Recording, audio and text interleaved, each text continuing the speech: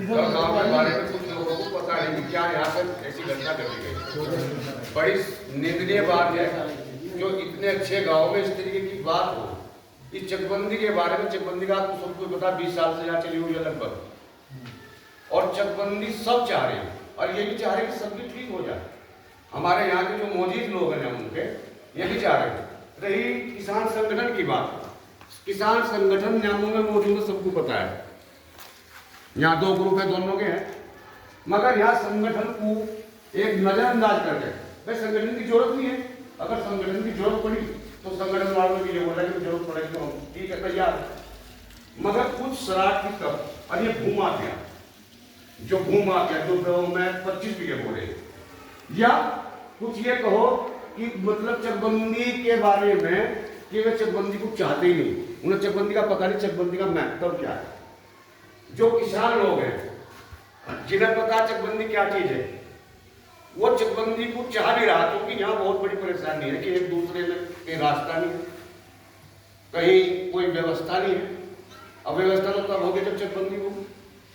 और यहाँ बार बार लोगों के कहने पे भी जो कल का यहाँ मामला है, पहली बात तो ये है कि यहाँ पे नेताओं का मामला ही नहीं। जिसका इलेक्शन लड़ना तो वो अपने इलेक्शन के हिसाब से लड़ो, वो किसी के उसमें क्यों नाम बता रहा है भाई आगे यहाँ पे इसमें। अगर हमें इलेक्शन लड़ना तो इलेक्शन का कोई और भी तो रूप हो सके। क्या इन्हें लोगों को भड़का है, लोगों को भड़का कर गुमराह करके और यहाँ माहौल खराब करना चाह रहे। हमारे गांव में कोई पार्टी नहीं, इस तरीके का माहौल अगर अपनी बार बढ़ेगा तो यहाँ पार्टी बन जाएगी। ऐसा माहौल होना नहीं चाहिए।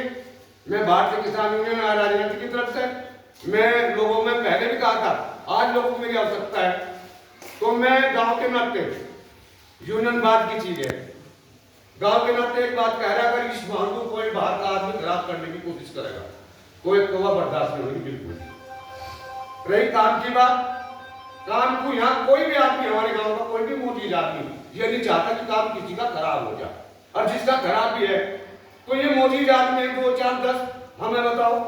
अगर नहीं कोई कर रहा है डायरेक्ट कोई पैसे मांग रहा, किसी को दिक्कत कैसे पैसे ले रहा, काम करा हमारी जिम्मेदारी है।